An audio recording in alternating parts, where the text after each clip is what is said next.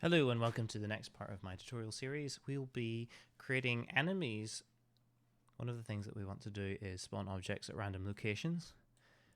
And I was thinking, what could we use for that?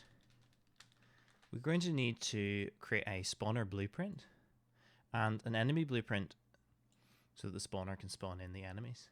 We're going to create an actor blueprint type, which will be our spawner.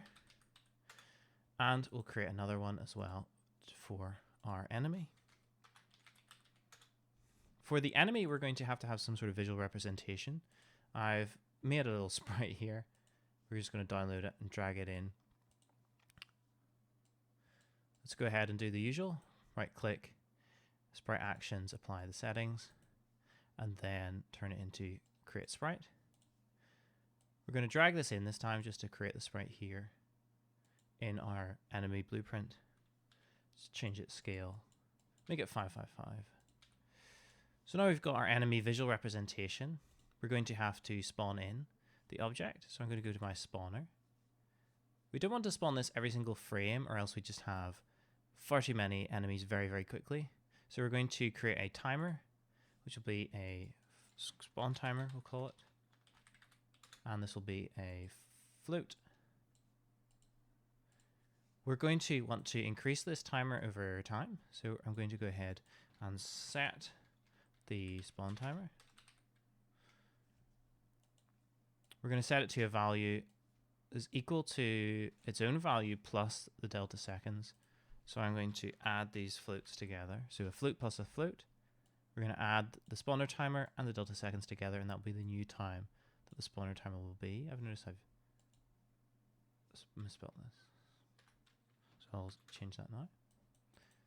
We're going to go ahead and then check with a branch statement to see what value the spawner timer is at. So we're going to check if the float is greater than or equal to another float. The float that we'll check will be the spawn timer.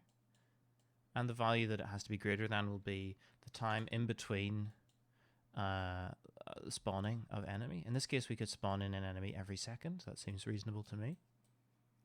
We're going to then, if this is true, reset the timer. So we're going to set the timer again. In fact, to do that, let's do it easily by dragging out this and doing set timer. We're going to reset this timer to 0, so that way it will keep looping over and over again. It'll check, it will keep increasing until it's greater than or equal to 1, then it will get set to 0 again. So the loop will continue, and each time this branch will only be true every 1 second.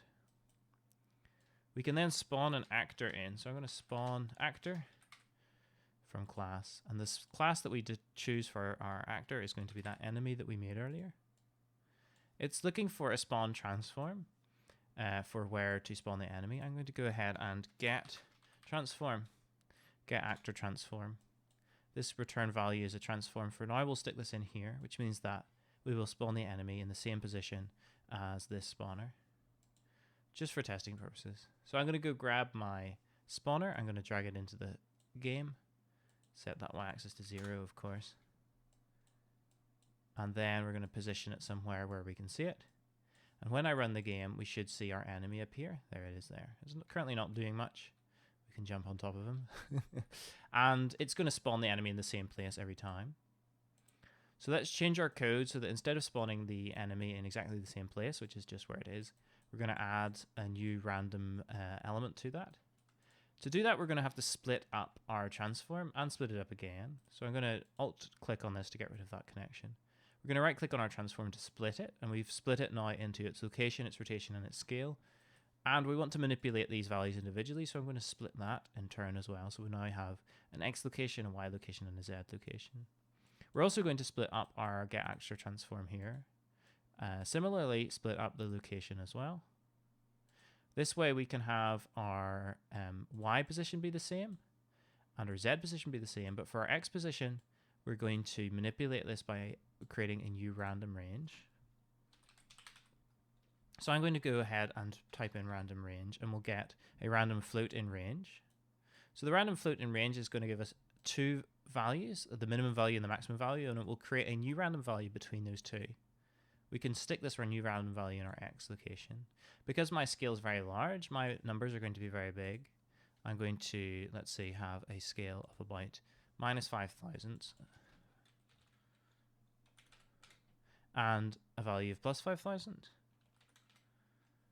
And we're going to be able to check those values by looking at our spawner location here and seeing, you know, how much does this X number change whenever we move it left to right across our level.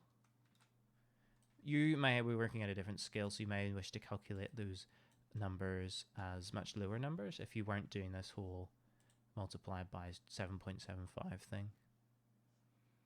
So we could now go ahead and place this spawner somewhere like here. If we then run the game, hopefully we should see our enemies spawning in random different places across the level rather than in one specific place. Here they are across the level. Looking good. We want these to be probably above the level, so I'm going to go ahead and grab my spawner and move them up here, so we won't be able to see them spawn in anymore. But we now want our enemies to be moving down as soon as they spawn, so they can be flying down through the level. So I'm going to go ahead and open up my enemy and add a new component, which will be an I can't remember how it's an interp to movement. So we'll add that. This is going to automatically move our character from different positions. Those positions are controlled by this control details here. We can add multiple control points. So the first point will be where it starts. The second point will be where it goes to, and so on.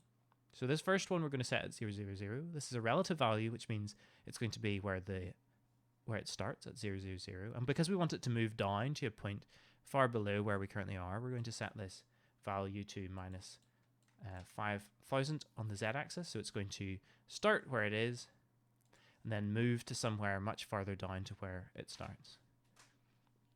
We're also going to change this from one shot to loop reset. So it will keep, once it gets to the bottom, it will keep going. It will keep resetting back to the top and going back down again. And this way, as the game continues, there'll be more and more enemies will appear over time. Let's see if that worked. There they go. My goodness. Very fast. Is it just the one, or are there a number of them? So there's one there. There's another one. I think those are in different positions. And does it reset? Perhaps it's taking far too long for them to get to that value. So I'm going to go ahead and change the value of this to maybe minus 3,000. And let's see, maybe that will cause them to loop more often. You can also see that they are moving slightly more slowly. I think that looks a lot better. But still not slowly enough. We wouldn't have a chance of avoiding these because of how fast they're moving. So I'm going to go and change the duration that they move to a much larger number. Maybe we can change it to 6 seconds. Our character doesn't move very fast though, so they'll have to be moving quite slowly if we have a chance of actually avoiding them. And they're not too many of them are spawning in. So we might have to increase the number that spawn in as well. Oh, well, I just died if that had been programmed into the game. These are all values, of course, that you can mess around with yourself. I'm going to go back here and set my spawn time. Where was it in the graph? It must be this one here. We're going to set this to 0.5. And this way they'll spawn twice as quickly because it'll be half as long between each time that they spawn.